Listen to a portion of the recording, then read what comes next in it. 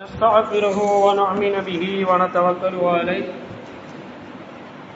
ونعوذ بالله من شرور أنفسنا ومن سيئات أعمالنا من يهده الله فلا مضل له ومن يضلل فلا هادي له وأشهد أن لا إله إلا الله وحده لا شريك له وأشهد أن محمدا عبده ورسوله أما بعد فقد قال الله تعالى في القرآن العظيم وفي القرآن المجيد أعوذ بالله من الشيطان الرجيم بسم الله الرحمن الرحيم وعباد الرحمن الذين يمشون على الأرض هونا وإذا خطبهم الجاهلون قالوا سلاما صدق الله العلي العظيم وقال نبينا صلى الله عليه وسلم اتقوا الله حيثما كنت أو كما عليه الصلاة والسلام إن الله وملائكته يصلون على النبي يا أيها الذين آمنوا صلوا عليه وسلموا تسليما اللهم صل على سيدنا محمد وعلى آل سيدنا محمد وبارك وسلم عليه அளவற்ற அருளாளனும் நிகரற்ற அன்புடனுமாகிய எல்லாம் வல்ல அல்லாஹ்வின் திருப்பெயரால் துவங்குகிறேன். அருமைநாயகம் முஹம்மது ரசூலுல்லாஹி ஸல்லல்லாஹு அலைஹி வஸல்லம் அவர்கள் மீதும் அவர்களுடைய நிர்வாகியத்திற்குரிய அவர்களுடைய உம்மத்தார்கள் மீதும் அவர்களை பின்பற்றிய உத்தம சத்திய சஹாபாக்கள் அவர்கள் மீதும் அவர்களை பின்பற்றிய தபா தாபியீன்கள் நாதாக்கள் ஷஹதாக்கள் சாலிஹீன்கள் நல்லவர்கள் குறிப்பாக இந்த ஜும்மாவில் அமர்ந்திருக்கின்ற இந்த ஜும்மாவிற்காக வருகை தந்திருக்கின்ற நம் அனைவர்கள் மீதும் அல்லாஹ்வின் சாந்தியும் சமாதானமும் என்றும் என்று நிலவட்டுமாக. ஆமீன் ஆமீன் யா ரப்பல் ஆலமீன். அல்லாஹ் ரசூலால் ஏவப்பட்ட காரியங்களை எடுத்து நடப்பதற்கும் அல்லாஹ் ரசூலால் தடுக்கப்பட்ட காரியங்களை விட்டு தவிர்த்து கொள்வதற்கு அல்லாஹு தஆலா நம் அனைவருக்கும் வழிவகுப்பானாக. ஆமீன் ஆமீன் யா ரப்பல் ஆலமீன். கண்ணியத்திற்குரிய அல்லாஹ்வின் நல்லடியார்களே, பெரியவர்களே, அருமையான முஃமின்களே, சகோதர சகோதரிகளே, அல்லாஹு தஆலா இவ்வுலகில் ஒவ்வொரு மனிதனுக்கு தேவையான அளவிற்கு அல்லாஹு தஆலா யார் யாருக்கு என்ன கொடுக்க வேண்டும், யார் யாருக்கு என்ன கொடுக்க கூடாது என்பதையெல்லாம் அல்லாஹு தஆலா தன் விதியில் தன் நாடியதில் அல்லாஹு தஆலா இந்த மனித சமுதாயத்திற்கு தேவைகளை பூர்த்தி செய்து கொண்டிருக்கிறார். இதில் எந்த மாற்று கருத்தும் கிடையாது. ஆனால் ஒவ்வொரு மனிதனுக்கு தேவையாக அவனுக்கு அதை கொடுக்கிற பொழுது அவனிடத்தில் இருந்து அந்த அடியானிடத்திலிருந்து அல்லாஹ் என்ன எதிர்பார்க்கிறான், அவனிடத்திலிருந்து என்ன அல்லாஹ் தஆலா எதிர்பார்க்க கூடாத செயல் என்ன என்பதையெல்லாம் குர்ஆனும் திருநபிகள் நாயகம் ஸல்லல்லாஹு அலைஹி வஸல்லம் அவர்களும் இந்த மனித சமுதாயத்திற்கு தெளிவான முறையிலே எடுத்துரைக்கிறார்கள். அல்லாஹ் தஆலா ஒரு மனிதனுக்கு செல்வங்களை கொடுக்கிறான் என்றால் அந்த செல்வங்களின் மூலியமாக அந்த அடியானுடைய செயல்பாடு என்னவாக இருக்க வேண்டும், எந்த விஷயத்தை அல்லாஹ் தஆலா எதிர்பார்க்கிறான். ஒருவருக்கு செல்வம் வந்துவிட்டால் இன்று உலகளவில் நாம் பார்க்கக்கூடிய நிறைய மனிதர்களை நாம் பார்த்திருக்கிறோம். அதே போல குர்ஆனிலும் அல்லாஹ் தஆலா தெளிவாக சொல்லியிருக்கிறார். யார் யாரெல்லாம் செல்வம் கொடுக்கப்பட்டு அந்த செல்வங்களை தன்னுடைய உள்ளத்தில் வருகின்ற கர்வம், தன்னுடைய உள்ளத்தில் வருகின்ற பெருமையால் எத்தனையோ வழிகேட்ட கூட்டங்களை அல்லாஹு தஆலா அழித்திருக்கிறார். இது குர்ஆன் சொல்லக்கூடிய செய்தி. பெருமையோடு வாழ்ந்த எதிரிகளை அல்லாஹு தஆலா, அந்த கூட்டத்தை அல்லாஹு தஆலா அழித்திருக்கிறான். அதை நமக்கு ஒரு படிப்பினையாகவும் அல்லாஹு தஆலா நமக்கு வைத்திருக்கிறான். அப்போ அல்லாஹு தஆலா ஒரு மனிதனுக்கு செல்வத்தை கொடுக்கிறான் என்றால் அந்த மனிதனிடத்திலிருந்து என்ன எதிர்பார்க்கிறான்? அந்த மனிதனிடத்திலிருந்து அல்லாஹு தஆலா பணிவை எதிர்பார்க்கிறான். எவ்வளவு செல்வங்கள் கொடுக்கப்பட்டாலும் அவனுடைய வாழ்வாதாரத்தில் அல்லாஹு தஆலா பரக்கத்து செய்திருந்தாலும் அவனுடைய உள்ளத்தில் என்ன இருக்கக்கூடாது? பெருமை என்கிற குணம், கெட்ட குணம் அவனுடைய உள்ளத்தில் இருக்கக்கூடாது. அவனிடத்தில் என்ன இருக்க வேண்டும்? பணிவை அல்லாஹு தஆலா எதிர்பார்க்கிறான். அப்ப செல்வத்தை அல்லாஹு தஆலா சிலர்களுக்கு கொடுத்து சோதிக்கின்றார். சிலர்களுக்கு அல்லாஹு தஆலா செல்வத்தை கொடுத்து சோதிக்கின்றார். நான் ஒரு அடியாருக்கு செல்வத்தை கொடுக்கிறேன் என்றால் அந்த அடியான் அந்த செல்வத்தின் மூலியமாக நன்மையை தேடிக் கொள்கிறானா, அல்லது வழிகேட்டின் பக்கம் என்னுடைய கோபத்தை அவன் எதிர்பார்க்கிறானா, என்னுடைய கோபத்தை அவன் பெற்றுக் கொள்கிறானா என்று அல்லாஹு தஆலா சோதிப்பதற்காக செல்வத்தை கொடுக்கின்றார். சுலைமான் அலைஹிஸ்ஸலாத்து வஸ்ஸலாம் அவர்களுக்கு யாருக்கும் கொடுக்கப்படாத மிகப்பெரிய ஒரு ஆட்சி அதிகாரத்தை சுலைமான் அலைஹிஸ்ஸலாத்து வஸ்ஸலாம் அவர்களுக்கு அல்லாஹ் தஆலா கொடுத்திருக்கிறார். எப்படிப்பட்ட ஆட்சி தெரியுமா? காற்று அவர்களிடத்தில் பேசும், மரம் செடி கொடி அவர்களிடத்தில் பேசும், ஆடு கால்நடைகள் அவர்களிடத்தில் பேசும். இந்த உலகத்தில் எல்லா வஸ்துக்களையும் சுலைமான் அலைஹிஸ்ஸலாத்து வஸ்ஸலாம் அவர்களுக்கு வசப்படுத்தி கொடுத்தான். அவர்களுக்கு கட்டுப்பட்டு நடந்தது. அப்படிப்பட்ட பிரம்மாண்டமான ஆட்சி அதிகாரத்தை சுலைமான் அலைஹிஸ்ஸலாத்து வஸ்ஸலாம் அவர்களுக்கு கொடுத்த போது அவர்கள் அல்லாஹ்விடத்தில் துஆ செய்தார்கள். நம்முடைய வீடுகளில் எல்லாம் பிரபலியமாக எழுதப்பட்டிருக்கின்ற துஆ, நம்ம வீட்டிற்குள் நுழைகிற பொழுது கதவுல எழுதப்பட்டிருக்கும், ஹாதா மின் ஃபضل ரப்பி. எல்லாருடைய வீடுகளிலும் இருக்கும். அர்த்தம் தெரிந்தாலும் சரி, தெரியாவிட்டாலும் சரி. ஏனென்றால் சுலைமான் அலைஹிஸ்ஸலாத்து வஸ்ஸலாம் அவர்கள் கேட்ட துஆ. இதற்கு அவர்கள் இப்படித்தான் செல்வம் கொடுக்கப்பட்ட பொழுது அல்லாஹ்விடத்தில் இப்படி துஆ செய்தார்கள். எப்படி துஆ செய்தார்கள்? ஹாதா மின் ஃபضل ரப்பி, யா அல்லாஹ், இது அனைத்தையும் நீ கொடுத்த அருள் கொடை, இது அருள் கொடை என்று அல்லாஹ்விற்கு அவர்கள் நன்றி செலுத்தினார்கள். அல்லாஹ்வின் பக்கம் அவர்கள் முற்றிலும் சரணடைந்தார்கள். அவர்களுக்கு ஆட்சி அதிகாரத்தை கொடுக்கப்பட்ட போது அவர்களிடத்தில் ஒரு துளி அவர்களிடத்தில் பெருமை வந்துவிடக் கூடாது என்பதற்காக வேண்டி சுலைமான் அலைஹிஸ்ஸலாத்து வஸ்ஸலாம் அவர்கள் இப்படி துஆ செய்தார்கள். யா அல்லாஹ், இந்த ஆட்சி அதிகாரத்தை எனக்கு நீ அருள் கொடையாக நீ தந்திருக்கிறாய். இந்த ஆட்சி அதிகாரத்தை நீ கொடுத்தது என்று ரப்பை அல்லாஹ்வை தன் பக்கம் சேர்த்து கொண்டார்கள். ஆனால் இன்றைக்கு செல்வங்கள் கொடுக்கப்பட்டாலும், அது குறைவான செல்வங்களாக இருந்தாலும் சரி, அதிகமான வாழ்வாதாரங்களில் கொடுக்கப்பட்ட செல்வங்களாக இருந்தாலும் சரி, அவர்களிடத்தில் அந்த செல்வங்களை பார்க்கிற பொழுது உள்ளத்தில் பெருமை வந்து விடுகிறது. உள்ளத்தில் பெருமை வந்துவிட்டால் மற்றவர்களை இழிவாக பார்க்கக்கூடிய எண்ணம் வந்துவிடும். பெருமானார் ஸல்லல்லாஹு அலைஹி வஸல்லம் அவர்கள் சொல்லுகிறார்கள், அல்லாஹ்விடத்தில் மிக சிறந்த மனிதர் யார் தெரியுமா? அல்லாஹ்விடத்தில் மிக அந்தஸ்துக்குரியவர் யார் தெரியுமா?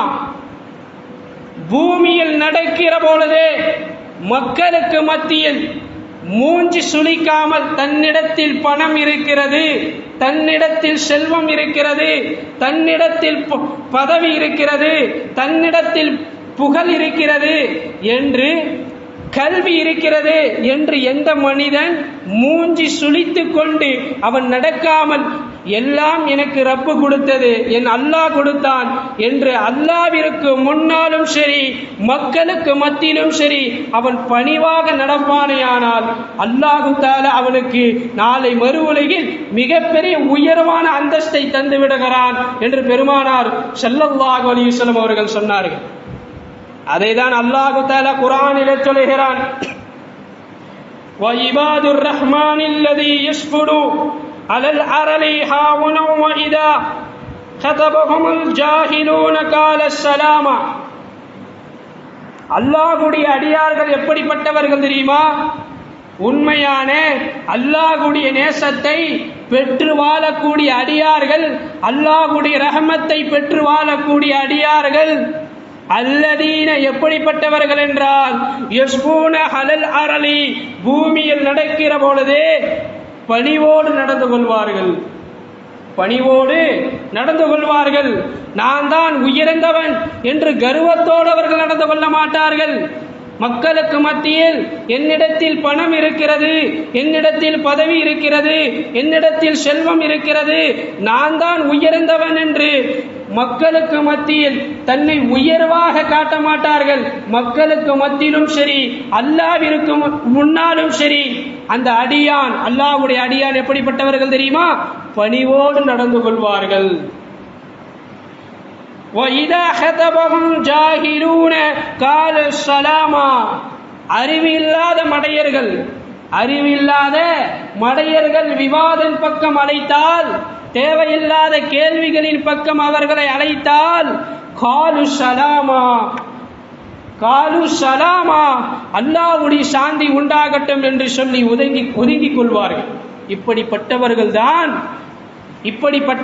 தான் நல்ல அடியார்கள் என்று அல்லாஹ் தஆலா திருக்குர்ஆனிலே 25, 63வது வசனத்தில் அல்லாஹ் தஆலா பதிவு செய்கிறார். அப்போ பூமியில் நடக்கிற பொழுது பணிவோடு நடக்கின்ற அடியார்களை அல்லாஹ் விரும்புகிறார். உமர் ரலியல்லாஹு தஆலா அவர்கள் எப்படிப்பட்டவர்கள்? இறை எச்சத்தில் மிக உயர்வான ஒரு மனிதர், தர்மத்திலும் சரி நீதியிலும் சரி எல்லா நேரங்களிலும் அல்லாஹ்வை அஞ்சி கொண்ட ஒரு மனிதர் உமர் ரலியல்லாஹு தஆலா. அவர்கள் சொல்லுகிறார்கள்,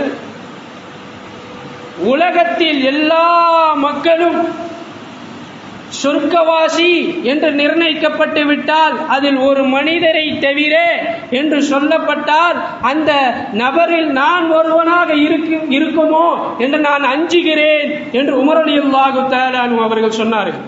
அப்போ மற்ற மனிதர்கள் உமர் ரலியல்லாஹு தஆலா அவர்கள் எப்படி எண்ணுகிறார்கள்? தன்னை பாவியாக நினைத்தார்கள். தன்னை விட அவர்கள் அதிகமாக நன்மை செய்திருப்பார்கள், என்னை விட அதிகமாக அவர்கள் நோன்பு வைத்திருப்பார்கள், என்னை விட அவர்கள் அல்லாஹ்விடத்தில் அதிகமாக திக்ர் செய்திருப்பார்கள். அப்போ மற்றவர்களை உயர்வாக பார்க்கக்கூடிய குணம் உமர் ரலியல்லாஹு தஆலா. ஆனால் இன்றைய காலகட்டத்தில் சின்ன தவறு செய்து விட்டால், ஒரு கண்ணோட்டத்தில் ஒரு சின்ன பாவம் செய்திருப்பான், அவன் அறியாமல் செய்திருப்பான். அந்த பாவத்தை என்ன செய்வது? அவன் இப்படிப்பட்ட பாவத்தை செய்து விட்டான் என்று மக்களுக்கு மத்தியில் அதை பிரபலியப்படுத்தி அது 4 பேர் 5 பேராக அதை பரவி அந்த குறையை வெளிப்படுத்துவது, இந்த சூழல் நம்முடைய சமுதாயத்தில் நிறைந்திருக்கிறது. மீடியாக்கள் நிறைந்திருக்கிறது, வாட்ஸ்அப் தளங்களில் நிறைந்திருக்கிறது, நீங்கள் பார்க்கலாம். அப்போ ஒரு மனிதனுடைய குறையை பார்க்கிற பொழுது அந்த குறையை திருத்துவதற்குண்டான வழியை பெருமானார் ஸல்லல்லாஹு அலைஹி வஸல்லம் அழகான முறையில் நமக்கு கற்றுத் தந்தார்கள். ஒருவர் தவறாக அவர் அறியாமல் நிகழ்ந்திருக்கலாம், அவர் செய்திருப்பார், நமக்கு தெரியுமா? அவர் தவறு செய்திருப்பார், அவர் அறியாமல் செய்திருக்கலாம், தெரிந்து செய்திருக்கலாம். ஆனால் அவர்களுடைய குறை நீங்கள் என்ன செய்யக்கூடாது? இப்படிப்பட்ட குறை அவன் செய்து விட்டான், இப்படிப்பட்ட பாவத்தை அவன் செய்து விட்டான் என்று மற்றவர்களிடத்தில் சொல்லி அவனை கேவலப்படுத்தக்கூடாது என்று பெருமானார் ஸல்லல்லாஹு அலைஹி வஸல்லம் அவர்கள் சொல்லுகிறார்கள். அப்போ ஒரு மனிதனிடத்தில் குறை ஏற்பட்டால் அந்த குறையை திருத்துவதற்குண்டான வழியை அழகான முறையிலே ரசூலுல்லாஹி ஸல்லல்லாஹு அலைஹி வஸல்லம் அவர்கள் இந்த சமூகத்திற்கு உணர்த்துகிறார்கள். ஒரு சஹாபி அவர் ஒரு குறை செய்து விட்டார். அந்த சஹாபியை அழைத்து யாருக்கு முன்னால சஹாபாக்கள் அத்தனை பேரும் மத்தியிலே பெருமானார் ஸல்லல்லாஹு அலைஹி வஸல்லம் அவர்களுடைய குறையை திருத்தவில்லை. பெருமானார் ஸல்லல்லாஹு அலைஹி வஸல்லம் அவர்கள் சபையெல்லாம் முடிந்ததற்கு பின்னால் அந்த மனிதரை அழைத்து அவருடைய குறையை எடுத்து அவருடைய உள்ளம் பக்குவப்படுத்தும் அளவிற்கு, அவர் எடுத்துக்கொள்ளும் அளவிற்கு, அவருடைய மனதை புண்படுத்தாத அளவிற்கு பக்குவமான முறையில் எடுத்து சொன்னார்கள். ஒரு முறை ரசூலுல்லாஹி ஸல்லல்லாஹு அலைஹி வஸல்லம் அவர்கள் வீட்டில் இருக்கிறார்கள். அப்போ ஒரு சஹாபி பெண்மணி ஒரு சின்ன குழந்தையை அழைத்து கொண்டு பெருமானார் ஸல்லல்லாஹு அலைஹி வஸல்லம் அவர்களிடத்தில் வருகிறார். அந்த சஹாபி பெண்மணி ரசூலுல்லாஹி ஸல்லல்லாஹு அலைஹி வஸல்லம் அவங்கள்ட்ட சொல்றாங்க, யா ரசூலல்லாஹ், என்னுடைய குழந்தை அதிகமா இனிப்பு சாப்பிட்றான், அதை நீங்க திருத்துங்க யா ரசூலல்லாஹ். அவனிடத்துல சொல்லி அவனை நீங்கள் திருத்துங்கள் யா ரசூலல்லாஹ் என்று சொன்ன பொழுது, நீங்க போயிட்டு நாளைக்கு வாங்கம்மா, நீங்க போயிட்டு நாளைக்கு வாருங்கள் என்று அந்த பெண்மணியும் அந்த குழந்தையும் அனுப்பி வச்சுட்டாங்க. மறுநாள் அதே மாதிரி வராங்க.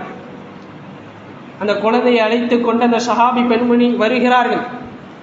ரசூலுல்லாஹி ஸல்லல்லாஹு அலைஹி வஸல்லம் அவர்கள் அந்த குழந்தை இடத்தில் பக்குவமான முறையில் எடுத்து சொல்லி முடித்ததற்கு பின்னால் அந்த சஹாபி பெண்மணி கேட்கிறார், யா ரசூலல்லாஹ், இதை நீங்கள் நேற்றே செய்திருக்கலாமே, எதற்காக இன்று மறுநாள் என்னை வர சொன்னீங்கள் என்று கேட்ட பொழுது, அப்போ ரசூலுல்லாஹி ஸல்லல்லாஹு அலைஹி வஸல்லம் அவர்கள் சொன்னார்கள், என்னிடத்திலே அந்த குறை இருக்குதுமா, இனிப்பு சாப்பிட்ற பழக்கம் என்னிடத்திலே அந்த குறை இருக்கிறது, என்னிடத்திலே குறையை வைத்து கொண்டு நான் அந்த குழந்தையுடைய குறையை திருத்தினா அது நல்லா இருக்குமா?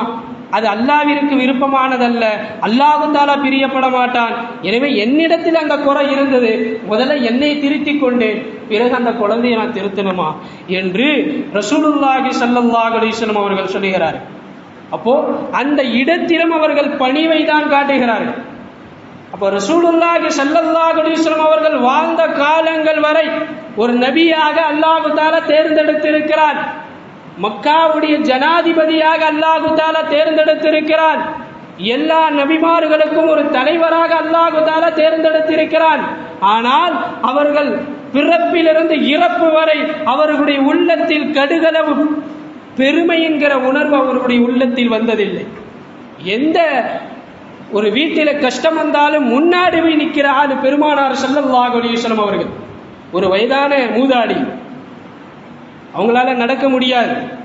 அவங்களுக்கு மக்காவுடைய ஓரத்தில் அவங்களுடைய வீடு, மக்கா இருக்கிறது அல்லவா, அன்றைய காலத்தில் மக்காவுடைய ஓரங்களில் வீடுகள் இருந்தது. அப்ப அந்த வீடு ஓரங்களில் இருக்கக்கூடிய வீட்டில் ஒரு மூதாடி வசித்துக் கொண்டு அவரால் அந்த மூதாடியால் நடக்க முடியாது. அந்த மூதாடிக்கு தண்ணி எடுத்து கொடுப்பது, அவர்களுக்கு உதவி செய்வது, அவர்களுக்கு பேரித்தம்பழத்தை கொண்டு போய் மூட்டையில் கொடுப்பது, இப்படி பெருமானார் ஸல்லல்லாஹு அலைஹி வஸல்லம் அவர்களுடைய பழக்கம்.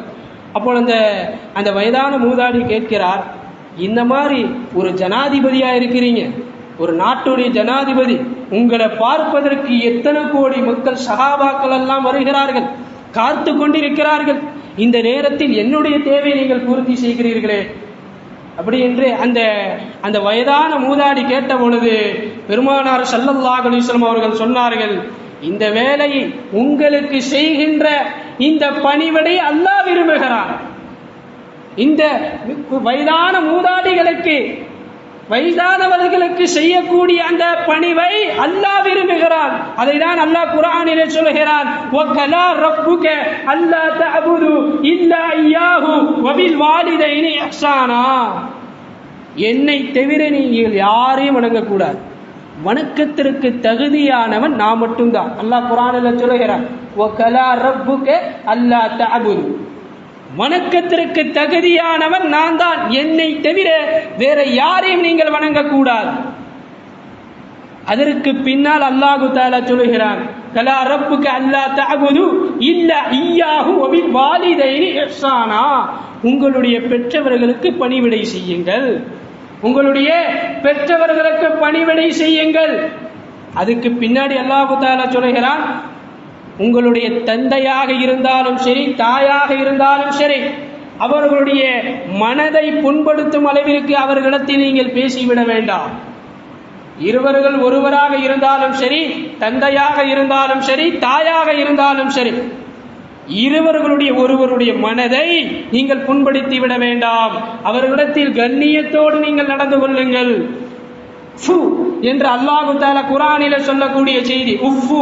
உஃபு என்று சொன்னால் சீ என்ற வார்த்தையை கூட உன்னுடைய தாய் தந்தைகளை நீ சொல்லிவிடாதே என்று அல்லாஹு தஆலா சொல்லிவிட்டு, உன்னை பெற்று உன்னை 10 மாதங்கள் சுமந்து உன்னை பெற்றெடுத்த தாய்க்கு நீ இப்படி துஆ செய். உன்னை முஸ்லிம்களாக உன்னை பிறக்க செய்த அந்த தாய்க்கு நீ துஆ செய். அந்த துஆவை அல்லாஹு தஆலா கற்றுக் கொடுக்கிறான். ரப்பனா ரப்பிர்ஹுமா கமா ரப்பயானி ஸகீரா. யா அல்லாஹ், என்னை இரக்கத்தோடு பார்த்து கொண்ட என்னுடைய தாய்க்கு நீ கருணை புரிவாயாக, நீ கருணை காட்டுவாயாக என்று அல்லாஹு தஆலா இந்த துஆவை கற்றுத் தருகிறார். அப்போ அல்லாஹு தஆலா ஒரு வயதானவர்களாக இருந்தாலும் சரி, பெற்றவர்களாக இருந்தாலும் சரி, அது பெரியவர்களாக இருந்தாலும் சரி, சிறியவர்களாக இருந்தாலும் சரி, அவர்களுக்கு மத்தியில் நீங்கள் பணிவோடு நீங்கள் நடந்து கொள்ளுங்கள் என்று ஒழுக்க முறையை அல்லாஹ் குர்ஆனில் இருந்து நமக்கு கற்றுத் தருகிறார். அதைதான் பெருமானார் ஸல்லல்லாஹு அலைஹி வஸல்லம் அவர்களும் தன்னுடைய வாழ்க்கையில் நடைமுறைப்படுத்தினார்கள். பெருமை என்கிற உணர்வோடு வாழக்கூடாது என்பதற்காக வேண்டிதான் அத்தனை இந்த உலகத்தில் அனுப்பப்பட்ட அத்தனை நபிமார்களையும் ஆடு மேய்க்க வைத்தார். எந்த நபியும் ஆடு மேய்க்காம இல்லை. எல்லா நபிமார்களும், இந்த உலகத்தில் வந்த எல்லா நபிமார்களும் ஆடு மேய்த்திருக்கிறார்கள். எதற்காக? அல்லாஹ்விற்கு முன்னால் அவர்கள் ஒரு அடியான் என்பதை காட்டுவதற்காக, அல்லாஹ்விற்கு முன்னால் நான் ஒரு பணிவை காட்டுவதற்காக பெருமானார் ஸல்லல்லாஹு அலைஹி வஸல்லம் அவர்களும் ஆடு மேய்த்திருக்கிறார்கள். சஹாபாக்கள் கேட்டார், ரசூலுல்லாஹி ஸல்லல்லாஹு அலைஹி வஸல்லம் அவர்கள் சொல்லுகிற பொழுது, அல்லாஹ்விடத்தில் பெருமை என்கிற உணர்வோடு ஒரு மனிதன் வாழ்வானேயானால் அவன் சொர்க்கத்தில் நுழைய முடியாது. உணர்வு மட்டுமல்ல, கடுகளவு அவனுடைய உள்ளத்தில் இருக்குமானால் அவன் சொர்க்கத்தில் நுழைய முடியாது என்று பெருமானார் ஸல்லல்லாஹு அலைஹி வஸல்லம் அவர்கள் சொன்னார்கள். நரகம் வாதிட்டதா? நரகமோ சொர்க்கமோ இரண்டும் வாதிட்டு கொண்டது. ரசூலுல்லாஹி ஸல்லல்லாஹு அலைஹி வஸல்லம் அவர்கள் சொல்கிறார்கள், இது புகாரி ஷரீஃபில் பதிவு செய்யப்பட்ட ஹதீஸ். ரசூலுல்லாஹி ஸல்லல்லாஹு அலைஹி வஸல்லம் அவர்கள் சொல்கிறார்கள், நரகமும் சொர்க்கமும் இரண்டும் வாதிட்டு கொண்டது. நரகம் சொன்னது, என்னிடத்தில் யார் நுழைவார்கள் தெரியுமா? உலகத்தில் கர்வத்தோடு நடந்து கொள்கிறார்களே, பணிவு இல்லாமல் தான் என்கிற ஆணவத்தோடு, அகம்பாவத்தோடு, செல்வம் இருக்கிறது, பணம் இருக்கிறது, பதவி இருக்கிறது, புகழ் இருக்கிறது, கல்வி இருக்கிறது என்று பேராசையில் யார் கர்வத்தோடு வாழுகிறார்களோ அந்த கர்வத்தை அவர்களுக்காக நான் இருக்கின்றேன், அவர்கள்தான் என்னிடத்தில் நுழைவார்கள் என்று நரகம் சொன்னது. அப்போ சொர்க்கம் சொல்லுகிறது, என்னிடத்தில் யார் நுழைவார் தெரியுமா? உலகத்தில் வாழுகிற பொழுது உங்களிடத்தில் பலகீனமானவராக இருப்பார், அவரால் எதுவும் செய்ய முடியாது. மக்கள் அவர்களை எதிர்ப்பார்கள், மக்கள் அவர்கள் கேவலமாக பேசுவார்கள், ஏளனமாக பேசுவார்கள், மக்களுக்கு மத்தியில் ஒரு மதிப்பு இருக்காது. அப்படிப்பட்ட உங்களுக்கு மத்தியில் பலகீனமான மனிதர் இருக்கிறார் அல்லவா, அவர் என்னிடத்தில் நுழைவார். அடுத்த சொர்க்கம் சொல்லுகிறது, உலகத்தில் நடக்கிற பொழுது, உலகத்தில் வாழுகிற பொழுது அந்த மனிதன் பணிவோடு வாழ்ந்தார் அல்லவா, அந்த பணிவின் காரணமாக என்னிடத்தில் அவர் நுழைவார் என்று சொர்க்கம் சொல்லுகிறது. இரக்கமுள்ளவராக வாழ்ந்தார், இரக்கமுள்ளவர், மனிதர்களுக்கு மத்தியில் இரக்கம் காட்டி வாழக்கூடிய மனிதர் என்னிடத்தில் நுழைவார், இரக்கமில்லாத மனிதன் நரகத்தில் நுழைவார் என்று சொர்க்கமும் நரகமும் வாதிட்டு கொண்டது. அப்போ உலகத்தில் வாழுகிற பொழுது நாம் எப்படி வாழ வேண்டும் என்கிற விஷயத்தை குர்ஆனும் ஹதீஸும் நமக்கு தெளிவுபடுத்துகிறது. பெருமானார் ஸல்லல்லாஹு அலைஹி வஸல்லம் அவர்கள் சொல்கிறார்கள், எந்த ஒரு மனிதர் உலகத்தில் வாழுகிற பொழுது அவருடைய உள்ளத்தில் பணிவோடு வாழக்கூடிய வாழ்க்கையை அவர் கற்றுக்கொண்டாரோ அவருடைய வாழ்க்கையில் அல்லாஹ் தஆலா உயர்வான வாழ்க்கையை தந்து விடுகிறான். பெருமானார் ஸல்லல்லாஹு அலைஹி வஸல்லம் அவர்கள் சொல்கிறார்கள், ஆரிஷ் இப்னு வஹ்ப் ரலியல்லாஹு தஆலா அன்ஹு அவர்கள் சொல்லுகிறார்கள், எந்த ஒரு மனிதர் உலகத்தில் வாழுகிற பொழுது அவருக்கு கொடுக்கப்பட்ட செல்வத்தை தர்மம் செய்கிறாரோ அவருடைய செல்வம் குறைய போவதல்ல. அவர் தர்மம் செய்வதனால் அவருடைய செல்வம் குறையாது. அல்லாஹ் தஆலாவுடைய செல்வத்தில் அல்லாஹ் தஆலா பரக்கத் செய்கிறான். யாராவது ஒரு மனிதர் துரோகம் செய்து விட்டார், யாராவது ஒரு மனிதர் உங்களை கெடுதி செய்து விட்டார், உங்களை ஏமாற்றி விட்டார், உங்களை திட்டி விட்டார், உங்களுடைய மனதை புண்படுத்தி விட்டார், அவர்களை நீங்கள் மன்னித்து விட்டால் அல்லாஹ் தஆலா உங்களுடைய கண்ணியத்தை உயர்த்தி விடுகிறான். உங்களுடைய கண்ணியத்தை அல்லாஹ் தஆலா உயர்த்தி விடுகிறான்.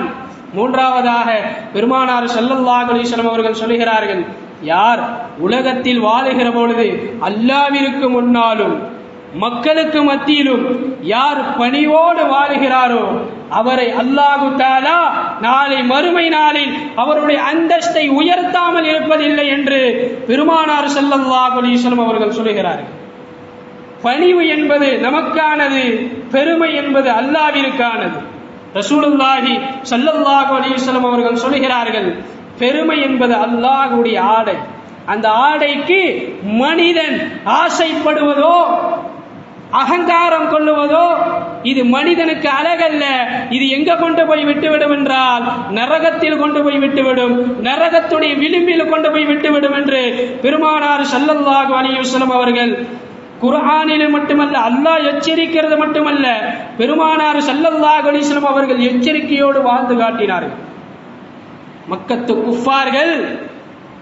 குஃபார்கள் பெருமானார் ஸல்லல்லாஹு அலைஹி வஸல்லம் அவர்களை ஹஜ் செய்வதற்கு விடவில்லை, தவாப் செய்வதற்கு விடவில்லை. நீண்ட தூரத்தில் இருந்து பிரயாணம் செய்து வந்த சஹாபாக்களையும் பெருமானார் ஸல்லல்லாஹு அலைஹி வஸல்லம் அவர்களையும் மக்காவிற்குள் மக்கத்து குஃபார்கள் விடவில்லை. பெருமானார் ஸல்லல்லாஹு அலைஹி வஸல்லம் அவர்கள் கோபப்படல, பொறுமையோடு அங்கிருந்து சென்று விட்டார்கள். ஒரு காலம் வந்தது, மக்காவுடைய சாவி பெருமானார் ஸல்லல்லாஹு அலைஹி வஸல்லம் அவர்களுடைய கைக்கு வந்ததற்கு பின்னால், மக்கா வெற்றி கிடைத்ததற்கு பின்னால் பெருமானார் ஸல்லல்லாஹு அலைஹி வஸல்லம் மக்காவிற்குள் நுழைகிற பொழுது தலையை குனிந்துதான் நுழைந்தார்கள். மக்கத்து குஃபார்கள் எல்லாம் பயப்படுகிறார்கள். இந்த முகமதை நாம் விரட்டி விட்டேமே, இடம் கொடுக்கவில்லையே, இவர்களை இந்த ஊரை விட்டே நாம் விரட்டினமே, அவர் நம்மளை இந்த ஊரை விட்டு நம்மளை விரட்டப் போகிறார் என்று மக்கத்து குஃபார்கள் எல்லாம் நடுநடுங்கிக் கொண்டிருந்தார்கள். பெருமானார் ஸல்லல்லாஹு அலைஹி வஸல்லம் அவர்கள் மக்காவிற்குள் நுழைகிற பொழுது தலையை குனிந்துதான் நுழைந்தார்கள். இந்த அந்தஸ்து, இந்த பதவி, இந்த வெற்றி எனக்கு எதுவுமே சொந்தமில்லை, எல்லாம் அல்லாஹ்விற்கு சொந்தம் என்று தலையை குனிந்து உள்ளே வந்தார்கள். அவர்கள் மக்கத்து குஃபார்கள் எல்லாம் நடுங்கிக் கொண்டார்களே. மக்கத்து குஃபார்களே, நீங்கள் நடுங்க வேண்டாம், நீங்கள் பயப்பட வேண்டாம், உங்களுடைய உரிமைகளை நாங்கள் பறிக்க மாட்டோம், உங்களுடைய உரிமைகளை நாங்கள் பறிக்க மாட்டோம், உங்களை யாரும் எதுவும் செய்ய மாட்டோம், நீங்கள் உங்களுடைய வீடுகளில் உங்களுடைய தொழிலை நீங்கள் பார்த்துக் கொள்ளுங்கள் என்று பெருமானார் ஸல்லல்லாஹு அலைஹி வஸல்லம் அவர்கள் அந்த மக்கத்து குஃபார்களை மன்னித்து விட்டார்கள். தனக்கு செய்த துரோகம், கல்லடிபட்டார்கள், எத்தனை குஃபார்கள் திட்டினார்கள், அவர்களுக்கு நேர்ந்த கஷ்டங்களை, துன்பங்களை நீங்கள் வரலாறு எடுத்து புரட்டி பார்த்தால் கண்களில் இருந்து தாரதாரையா கண்ணீர் வரும். அந்த அளவிற்கு கஷ்டங்களும் துன்பங்களையும் அதிகமாகப்பட்டவர்கள் பெருமானார் ஸல்லல்லாஹு அலைஹி வஸல்லம் அவர்கள். இருப்பினும் அவர் தனக்கு துரோகம் இழைத்ததும் கூட அவர்கள் மன்னித்து விட்டார்கள். மன்னித்து மக்காவிலே அவர்களுக்கு இடம் கொடுத்தார்கள். அதை பார்த்து மக்கள், இப்படிப்பட்ட ஒரு மனிதரா, ஒரு மனிதன் இவ்வுலகில் வாழுகிற பொழுது அவனுக்கு ஏதாவது கெடுதி செய்து விட்டால் தலைமுறையாக பழிவாங்கக்கூடிய சமுதாயம், ஆனால் இப்படிப்பட்ட சமுதாயத்திற்கு மத்தியில் இப்படிப்பட்ட ஒரு புனிதமான மனிதரா என்று மக்கத்து குஃபார்கள் பெருமானார் ஸல்லல்லாஹு அலைஹி வஸல்லம் அவர்களுடைய கையை பிடித்து முஸ்லிமானார்கள். அப்போ பெருமானார் ஸல்லல்லாஹு அலைஹி வஸல்லம் அவர்கள் தான் என்கிற கர்வத்தோடு அவர்கள் வாழ்ந்ததில்லை. அனஸ் ரலியல்லாஹு தஆலா அன்ஹு சிறு வயது பிள்ளை. இன்றைக்கு நாம் ஒரு அண்ணனாக இருந்தாலும் சரி, தம்பியாக இருந்தாலும் சரி, அது தகப்பனாக இருந்தாலும் சரி, பிள்ளைகளாக இருந்தாலும் சரி, மற்ற உறவினர்களாக இருந்தாலும் சரி, அது பிரச்சனை வந்து விட்டால், சண்டை வந்து விட்டால், மனசில் வருத்தம் வந்து விட்டால் அவர்களுக்குள் பேசிக் கொள்ள மாட்டார்கள். இவன் இந்த ரோட்டில் வந்தால் அவன் அந்த ரோட்டில் போவான். அந்த அளவிற்கு நம்முடைய சமூகத்தில் நிறைந்திருக்கிறார்கள். ஆனால் பெருமானார் ஸல்லல்லாஹு அலைஹி வஸல்லம் அவர்கள் இந்த ஒற்றுமையை கற்றுத் தருகிறார்கள். நீங்கள் சிறுவர்களாக இருந்தாலும் சரி, பெரியவர்களாக இருந்தாலும் சரி, பெருமானார் ஸல்லல்லாஹு அலைஹி வஸல்லம் அவர்கள் நடந்து சென்றால் அந்த இடத்தில் அனஸ் ரலியல்லாஹு தஆலா அவர்கள் வந்து சலாம் சொல்வதற்கு முன்னால் இவர்கள் முந்திக் கொண்டு சலாம் சொல்வார்கள். ஆனால் சலாம் சொல்வதற்கு கூட நம்மிடத்தில் தயக்கம். அவன் இடத்துல சண்டை போட்டுட்டான், அவன் தான் என்னிடத்துல வந்து சலாம் சொல்லணும். அவனுக்கு இவ்வளவு துமர், அண்ணன் எனக்கே இவ்வளவு துமர் இருந்தா, தம்பி அவன் எனக்கே இவ்வளவு துமர் இருந்தா அவனுக்கு எவ்வளவு துமர்? எனக்கே இவ்வளவு துமர் இருக்கே, அவன் இப்படி நடந்துகிறான். அப்படிப்பட்டவனிடத்தில் நான் எப்படி சலாம் சொல்ல முடியும்? நான் சலாம் சொல்ல மாட்டேன், அவன் தான் என்னிடத்தில் வந்து முதல் சலாம் சொல்ல வேண்டும் என்று உறவுகளுக்கு மத்தியிலே சண்டை சச்சரவு வருகிறது. ஆனால் பெருமானார் ஸல்லல்லாஹு அலைஹி வஸல்லம் அவர்கள் சொல்கிறார்கள், நீங்கள் ஒருவருக்கு ஒருவர் ஒற்றுமையோடு இருங்கள். நீங்கள் ஒற்றுமையோடு இல்லை என்றால் அந்த இடத்தில், அந்த கேப்பில் ஷைத்தான் நுழைந்து உங்களை பிளவுபடுத்தி விடுகிறான், உங்களை பிளவுபடுத்தி உங்களை வழிகாட்டில் கொண்டு போய் விட்டு விடுகிறான் என்று பெருமானார் ஸல்லல்லாஹு அலைஹி வஸல்லம் அவர்கள் சொல்கிறார்கள். ஒரு மாடு கூட்டமாக இருந்தால் சிங்கம் வேட்டையாடாது. ஒரு மாடு தனியாக இருந்தால் அந்த சிங்கம் வேட்டையாடி ஜம்சம் பண்ணி இது தின்று தீர்த்து விடும். அதே போலதான் ஷைத்தானும். நாம் ஒற்றுமையோடு மக்களோடு நன்மை செய்யக்கூடிய விஷயத்தில் நாம் ஒன்றுபட்டு இருந்தோம் என்று சொன்னால் ஷைத்தான் அந்த இடத்தில் நுழைவதில்லை, ஷைத்தான் விரண்டு ஓடி விடுகிறான்.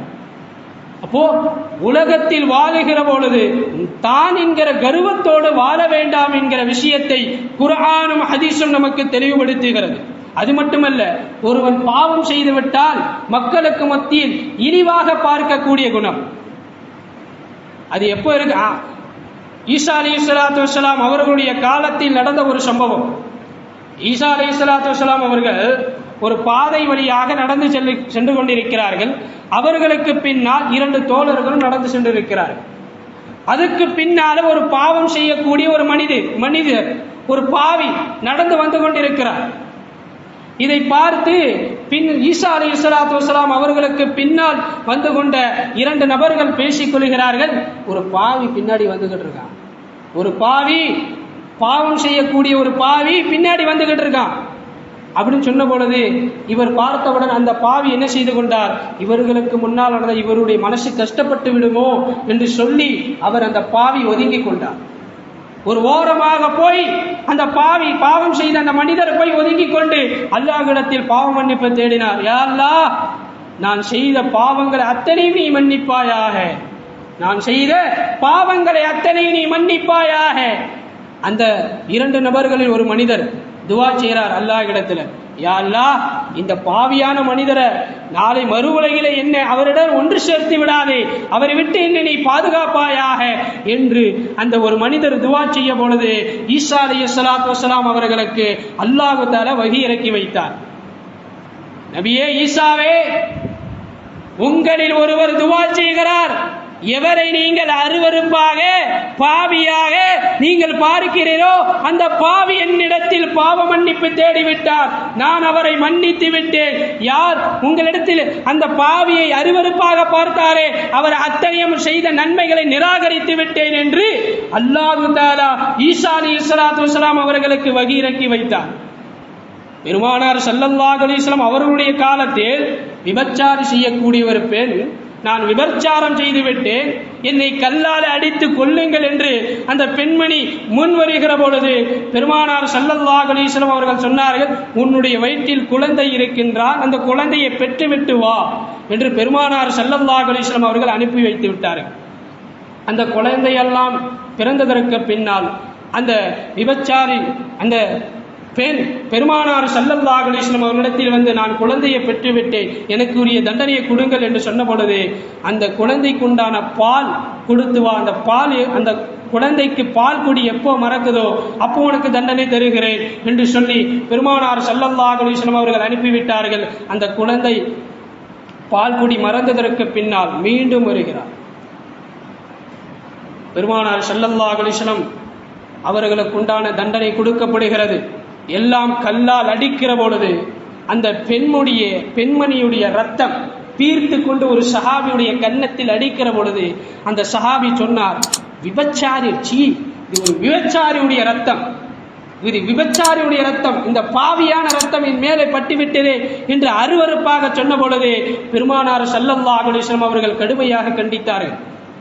அன்பு தோழரே, அவரை நீங்கள் அருவருப்பாக நீங்கள் பார்க்காதீர்கள்.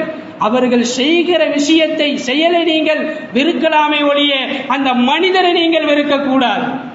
ஏனென்றால் அந்த பாவத்திற்காக எத்தனை முறை அல்லாஹ்விடத்தில் கையேந்தி கண்ணீர் விட்டு அவர் அல்லாஹ்விடத்தில் அழுதிருப்பார்.